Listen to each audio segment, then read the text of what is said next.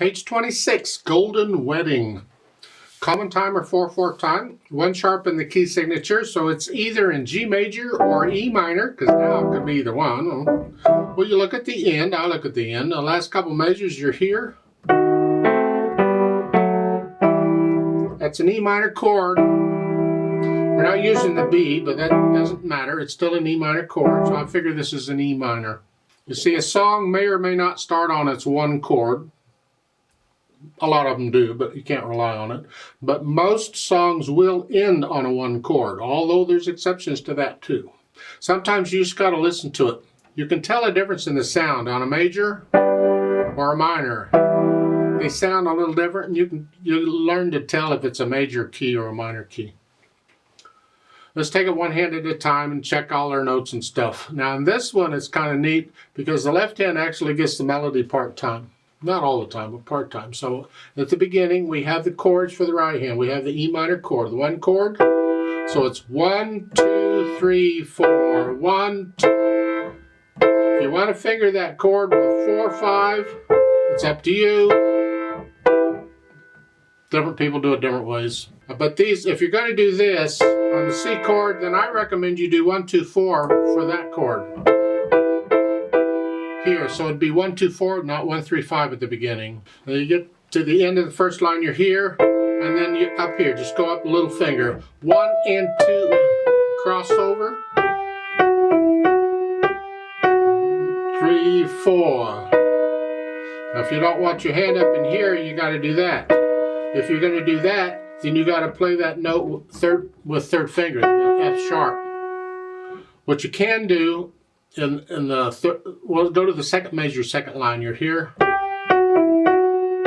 You can play it with third and then second and then put third on it, and then you can go here because it's the whole note. You got time. Otherwise, use 4th finger on the G, and then you can do that. If your hands are small enough, just use the fingering in the book, and then back to what you were doing before. Left hand. You're starting down here. 1, 2, 4. And for these B's, if you want to play them all with thumb, it's up to you. I don't like to, so I'm going to alternate 1, 2, 1, 2.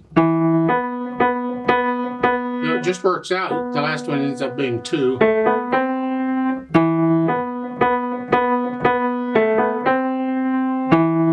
Come up with left thumb, 3rd finger. You think, why are we skipping it? Well, it just puts us in position for what's coming. Sometimes we finger things away now to help us later on. And this is what we're doing here. On second line, first 2 measures. The second measure, we're fingering that I don't want to do here, because then I got to go here. I can cross over. I can do that. Not recommended. I need a thumb on that first note in the last measure. Their fingering is fine there. Thumb and then 3rd finger. I just set myself up so I can put little finger on the F sharp. Here. I use this as a pivot. So I don't. See, there's different ways of moving your hands around on a piano. I like to feel my way around. So I usually will use a note as a pivot, as a guide, a milestone, whatever you want to call it, to help me find where I want to go, like an anchor point. So I use that, and then I come down here.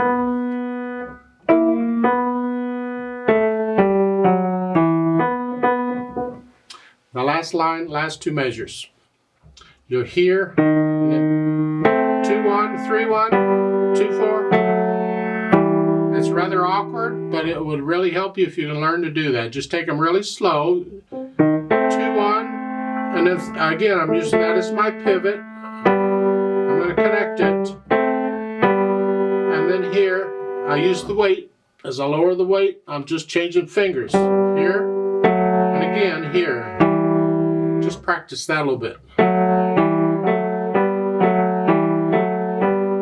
Kicker is getting that nose down at the same time. You should do it in both hands, but it comes in time, a long time, like years sometimes.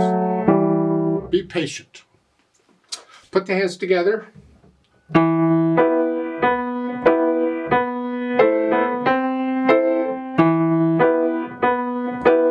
want you to have a handle on the two hands together. Then go put in the articulation. This is going to be a trick because it's different for the hands. In the right hand, we have a wrist staccato, short. I'm on the keys and I'm just bouncing off each time. I put my hand back on the keys before I play the next one. In the left hand, we have, see the tenuto lines? Play this as legato as you can. Which is another reason for using different fingers, because you can play it more legato if you use different fingers than if you use the same finger. If I use the same finger, it's not that connected. It's sort of connected, but if I use two fingers, I can connect them just a little bit more. Now, I don't know about this book and this editor who did this, but a lot of times they will use the tenuto lines to indicate where the melody is. And they want you to play it out a little louder. I don't like that idea. I can figure out where the melody is, and I'm going to play it out louder anyway. I don't need a tenuto line to tell me that. But I would just make sure you play all of these very legato. You can lift up between the slurs, but staccato in the right hand.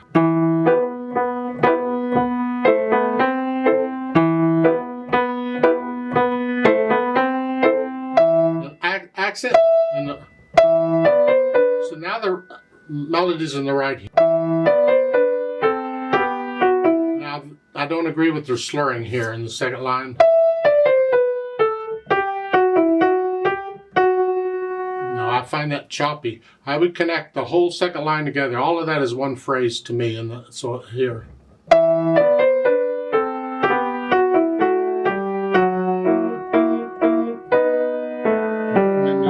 What you were doing before, and same in the last line. In the right hand, I'd connect the whole line together as one long slur, and you have an accent on the first note.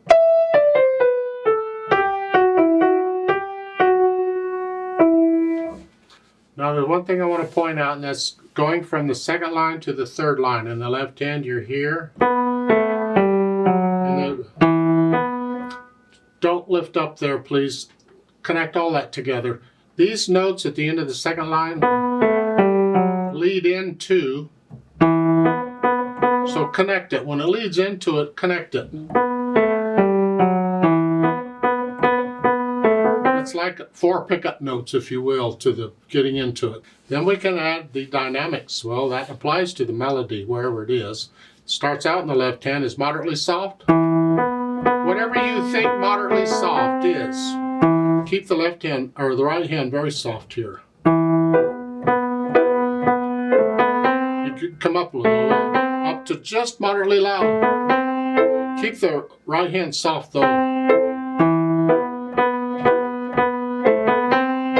Crescendo. And then the second line, we're going to start that moderately loud in the right hand. And an accent on the first note makes that note loud, and then the left hand soft.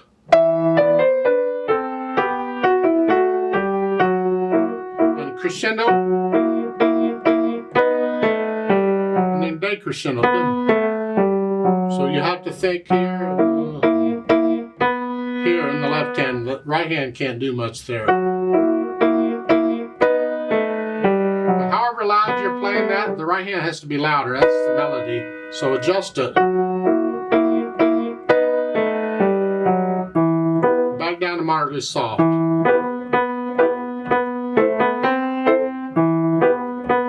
So forth. And the last line is you're up to moderately loud because you crescendoed at the end of the third line. And then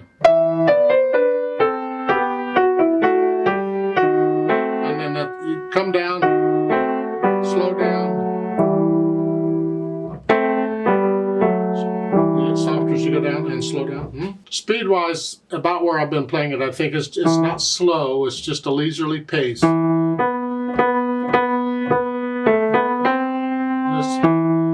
Apparently this wedding is not all that happy. I'm not sure what's going on. I don't know. Then they add the pedal. Well, if you're going to use pedal, there's reasons why you use pedal, I hope. You don't just use pedal. So let's see if we can figure out why are we using pedal when they use it, because you really don't need pedal on this piece at all. The way they're saying to pedal it, this is what I get.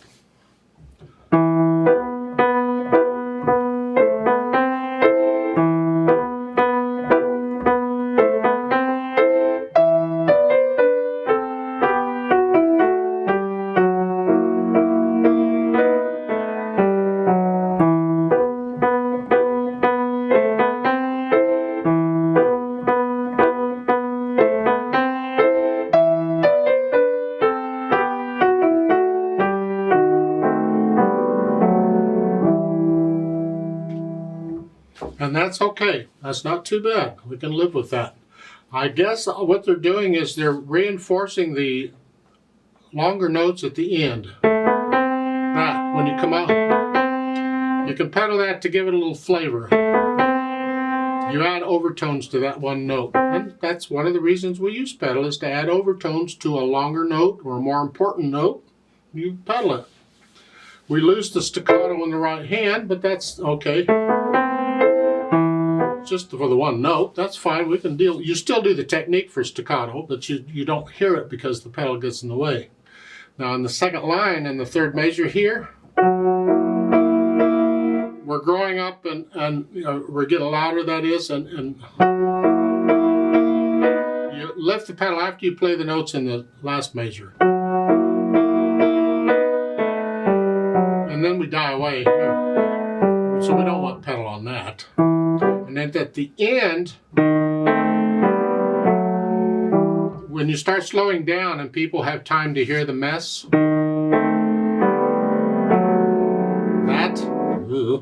you may need to start changing pedal on each beat here. You can pedal the first two beats is okay, then change, change, change to keep it cleaned out. We don't want all that mushiness. We're dying away and we're slowing down, and I don't want a lot of extra stuff going on. So change the pedal on the next to the last measure on the third and fourth beats. That's all. I like to play this with you slowly to double check the notes and the rhythms. I'm not going to do the dynamics, but I'll try and do the pedaling and the staccatos and all that stuff. So I'll give us 4 counts. 1, 2, ready, go.